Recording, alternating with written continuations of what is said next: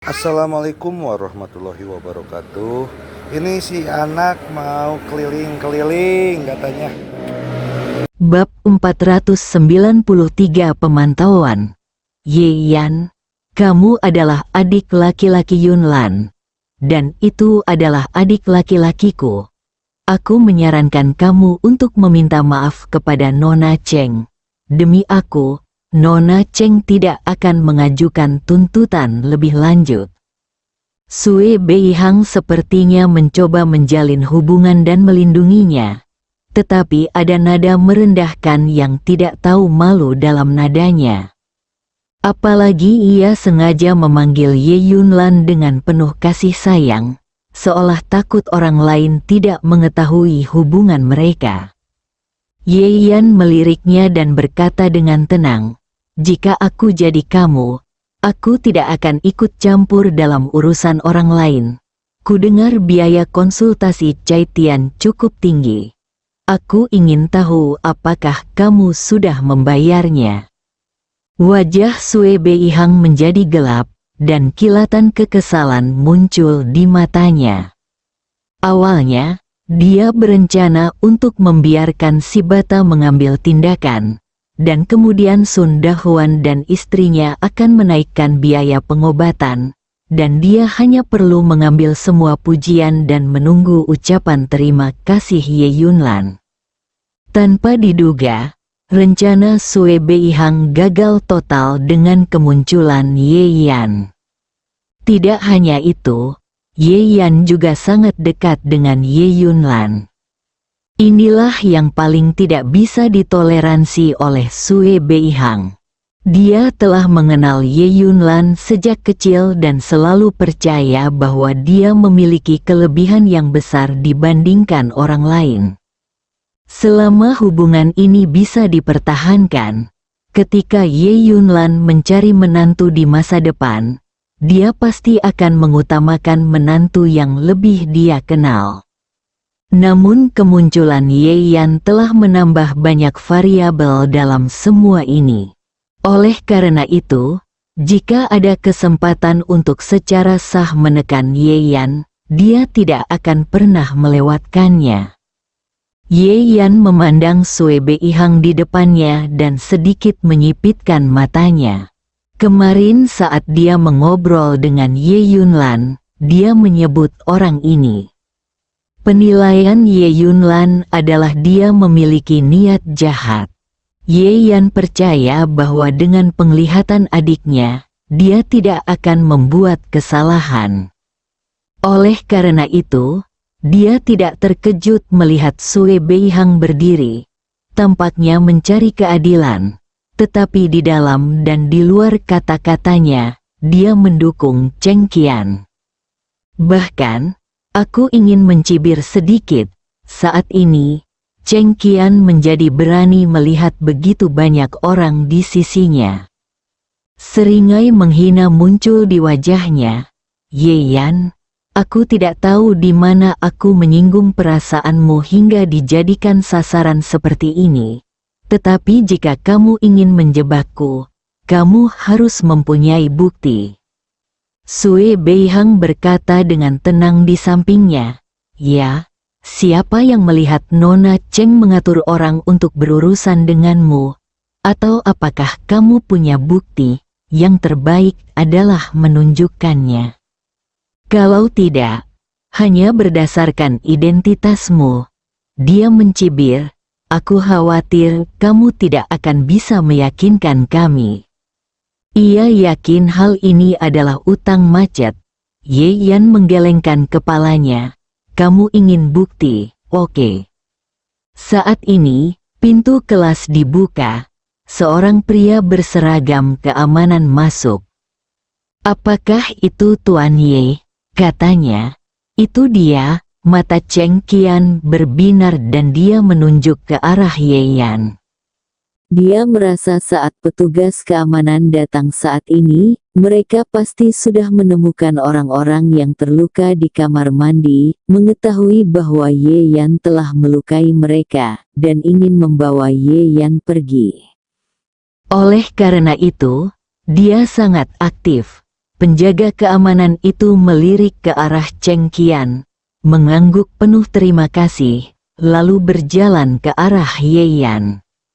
Namun, Ye Yan tidak ditahan seperti yang diharapkan Cheng Qian. Sebaliknya, dia mengulurkan tangannya dengan ekspresi hormat dan menyerahkan USB flash drive. Tuan Ye, ini video pengawasan yang Anda perlukan, harap simpan. Yah, terima kasih atas kerja kerasmu. Ye Yan mengambil alih. Semua orang di kelas tercengang. Video pengawasan? Tentu saja TLS Business School mempunyai pengawasan, jadi bukan itu yang mengejutkan mereka. Sebaliknya, karena status khusus siswa yang belajar di sini, TLS Business School memiliki peraturan yang ketat, kecuali terjadi kecelakaan serius dan Departemen Pemerintah harus campur tangan dalam penyelidikan. Tidak ada keluarga yang memenuhi syarat untuk meminta sekolah bisnis mendapatkan video pengawasan. Pada saat ini, untuk melindungi privasi para remaja putra dan remaja putri ini semaksimal mungkin, dan juga untuk mencegah TLS Business School terlibat dalam masalah yang tidak perlu. Arti sekolah bisnis sudah jelas. Apakah Anda ingin mendominasi di sekolah? Bisa. Pertama-tama, Anda tidak boleh melangkah terlalu jauh. Jika tidak, sekolah bisnis akan langsung memanggil polisi dan membiarkan pihak berwenang campur tangan dalam penyelidikan. Kedua, jika Anda mengalami kerugian, Anda hanya bisa menyelesaikannya sendiri. Dan pihak perguruan tinggi tidak berkewajiban membantu Anda. Ketika Haicheng masih didominasi oleh 3 keluarga besar, putra keluarga Wei dipukuli hingga berdarah. Namun karena kepalanya ditutupi, dia tidak tahu siapa yang melakukannya. Orang tua dari keluarga Wei secara pribadi datang untuk meminta TLS Business School agar mendapatkan pengawasan, tetapi dia ditolak secara lisan. Setelah itu, keluarga Wei menggunakan berbagai cara untuk memberikan tekanan, dan bahkan menangguhkan sekolah bisnis untuk sementara waktu, tanpa kompromi. Pada akhirnya, keluarga Wei tidak dapat menahan tekanan bersama dari keluarga lain di Haicheng dan harus melepaskan gagasan tersebut. Tapi apa yang mereka lihat sekarang? TLS Business School yang bermartabat sebenarnya menyerahkan video pengawasan tersebut kepada anak haram yang tidak dikenal dengan begitu mudah. Ini gila, atau apakah mereka bermimpi bersama? Terjadi keributan di dalam kelas. Apa yang kamu lakukan? Bukankah sistem pengawasan sekolah bisnis selalu dilarang untuk diakses sesuka hati? Sebagai penjaga keamanan, kamu tidak mematuhi peraturan sekolah bisnis. Betapa beraninya kamu. Cheng Qian merasa ada yang tidak beres. Tiba-tiba berdiri, menunjuk ke arah penjaga keamanan dan berteriak dengan marah. Siswa lain juga menunjukkan ekspresi serius dan dingin. Mereka semua bertanya-tanya apakah ini tindakan pribadi yang dilakukan oleh penjaga keamanan. Mungkin Ye Yan telah memberinya keuntungan yang tidak bisa dia tolak. Meskipun mereka tidak dapat membayangkan bahwa Departemen Keamanan Sekolah Bisnis, yang tidak tergerak oleh seluruh keluarga Wei, akan terkesan dengan manfaatnya. Satpam tetap tenang menghadapi tuduhan tersebut. Dia berkata dengan tenang, ini adalah keputusan manajemen senior sekolah bisnis. Jika Anda merasa tidak puas, Anda dapat melaporkannya kepada manajemen senior. Jika Anda benar-benar merasa tidak dapat diterima, Anda juga dapat putus sekolah. Setelah mengatakan itu, dia berbalik dan pergi. Apa? Perkataan satpam itu membuat semua orang bingung. Apa yang sedang terjadi? Dari mana asal-usul anak haram ini yang memungkinkan manajemen senior sekolah bisnis menghabiskan begitu banyak upaya untuk melindunginya? Itu konyol, tapi sekarang, dengan fakta di depan mata mereka tidak bisa tidak mempercayainya. Yeyan menggoyangkan flash drive USB di tangannya dan tersenyum. Sekarang buktinya sudah ada, kenapa kita tidak melihat bersama-sama? Dia langsung memasukkan flash drive USB ke komputer kelas, dan video mulai diputar di proyeksi. Kalian, ikut aku dan beri pelajaran pada seseorang. Jangan khawatir, dia bukan orang penting, dia hanya anak haram dari keluarga Y. Jika saatnya tiba, biarkan aku bebas. Selama kamu tidak membunuhku, tidak masalah jika lengan dan kakimu patah. Dalam video definisi tinggi 1080p, suara Cheng Qian yang dingin dan galak sangat jelas. Peralatan pemantauan terbaik merekam suaranya dengan sangat baik. Ruang kelas sepi. Segera setelah itu, Cheng Qian masuk ke kamar mandi dikelilingi oleh sekelompok anak laki-laki.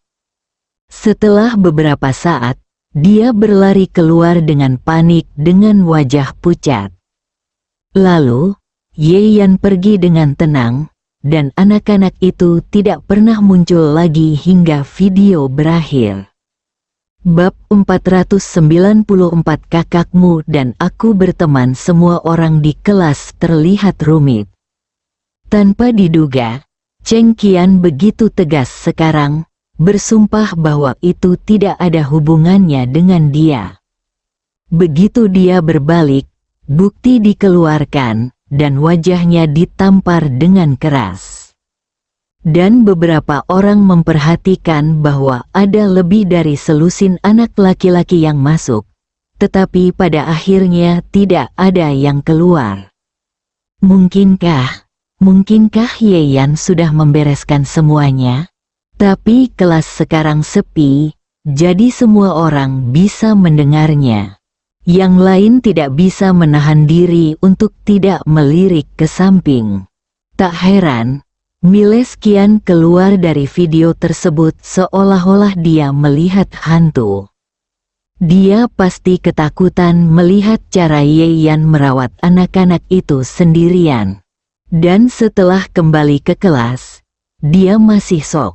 Orang-orang ini sudah memahami apa yang telah dilakukan Cheng Qian sebelumnya.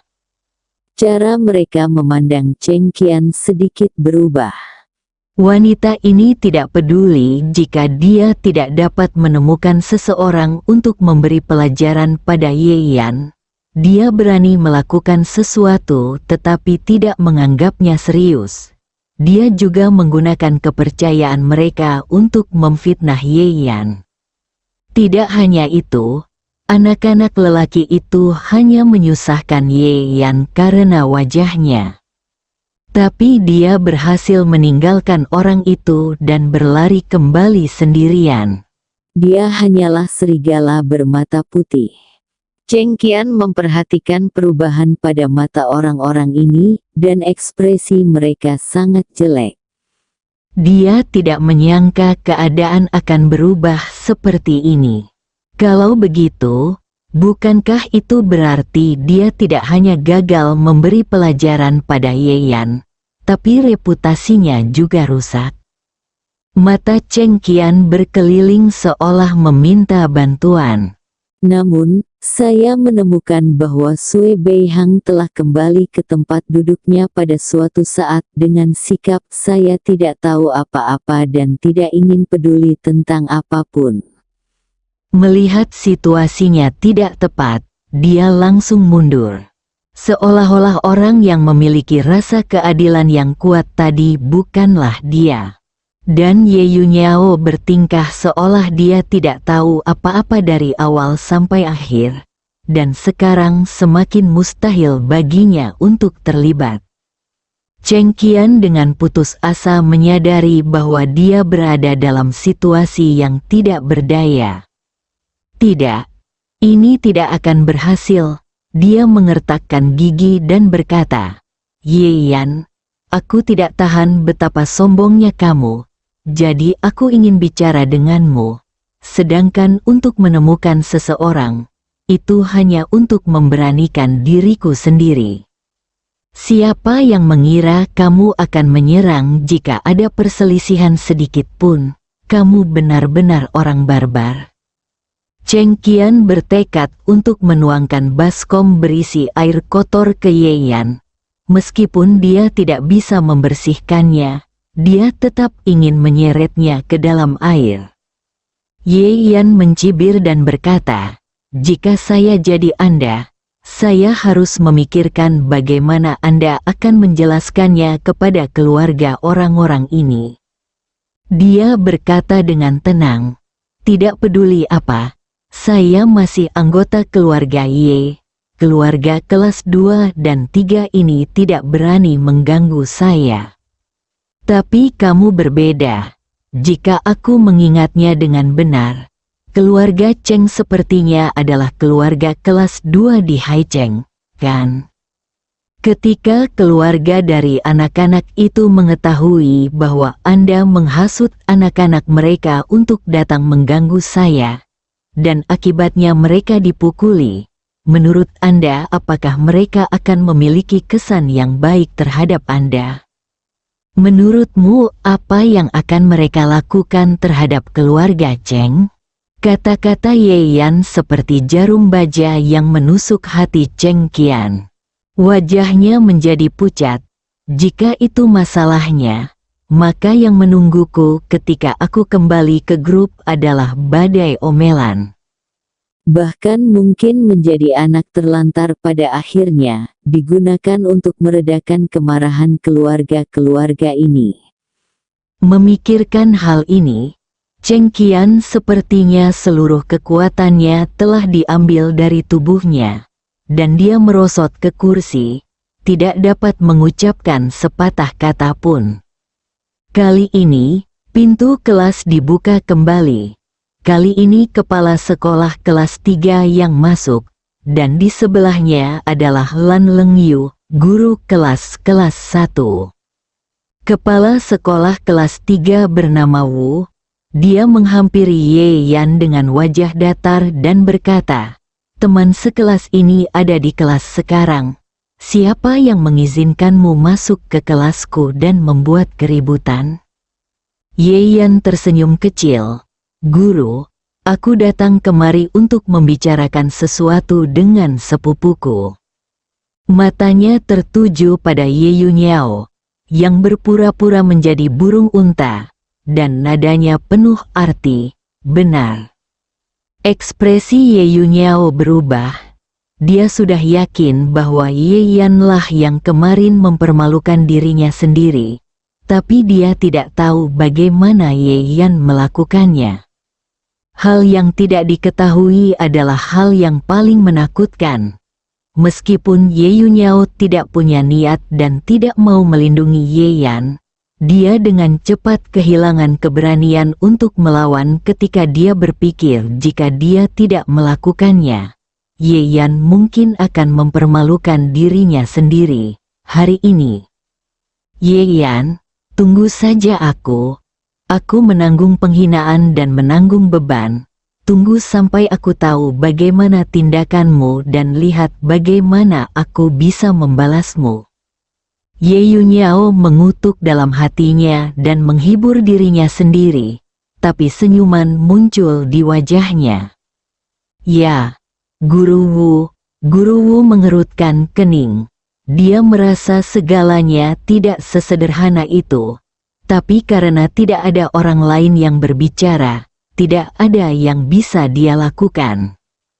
Jika masalahnya sudah selesai, cepat kembali, Guru Wu hanya bisa berkata dengan dingin pada akhirnya. Dia sebenarnya tidak memiliki kesan yang baik terhadap orang-orang di kelas 1, terutama karena orang-orang itu berstatus tinggi dan mengandalkan status mereka untuk menindas orang lain di sekolah bisnis. Jadi setelah menerima pemberitahuan bahwa seorang siswa dari kelas 1 membuat masalah di kelasnya, Guru Wu bergegas mendekat, berpikir bahwa yang terbaik adalah segera menangkap pembuat onar dan memberi pelajaran kepada pembuat onar tersebut. Di luar dugaan, ia tertangkap di lokasi kejadian, namun tidak ada bukti. Setelah siswa kelas 3 melihat penjaga keamanan memberikan USB flash drive kepada Yeyan, mereka semua menjadi sedikit waspada terhadap Yeyan. Tidak peduli metode apa yang dia gunakan, menakutkan untuk bisa melakukan ini. Oleh karena itu, mereka tidak perlu menjadikan diri mereka musuh ini tanpa alasan. Saat ini, Lan Lengyu di samping berkata dengan tenang, "Karena siswa di kelas kita ada di sini untuk berbisnis, itu bukan masalah besar. Saya akan membawa mereka pergi dulu." Dia memelototi Yeyan dengan matanya yang indah. "Cepat pergi."